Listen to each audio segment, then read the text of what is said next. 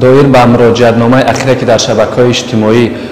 як гурӯҳ шаҳрвандони кишвар дар Русия буда як муроҷиатнома пахш намуданд ки доир ба вазъияти Бадахшон ва аз محتوا و از عموما دیده میشد آنجا که آنها مثال اکثریت زادگان ولایت بدخشان باشند. همین را گفتن هستم که این مراجعت نامه نه بلکه یک ماجرانامه است و این ماجرانامه است که دویم باره همین مسئله را خب رو انداختن و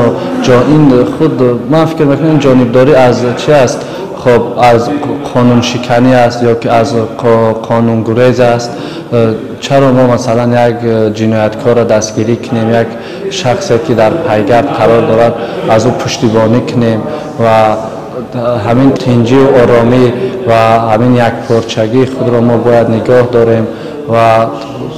دنبال هر گونه آوازه ها و خبرهای غیر رسمی نشویم و ما باید بیشتر کوشش کنیم که اطلاعات را از منبع های رسمی دریافت کنیم و به هر گونه مراجعتنامه گویا مراجعتنامه و گویا بعضیا غمخواری میکنند یا که عدالت خواهی میکنند، خب حق تلاشی میکنند. خب البته اینها همش در ناخنک هستند و هیچ به آنها باور کردن هم از عقل دور است که چگونه مثلا با دنبال یک آوازه یک چیز را نافهمیده مراجعت میکنند. من فکر میکنم این مراجعتنامه نه بلکه یک ماجرانامه نوبتی است که با تاثیر دست دوم و سوم میشد این.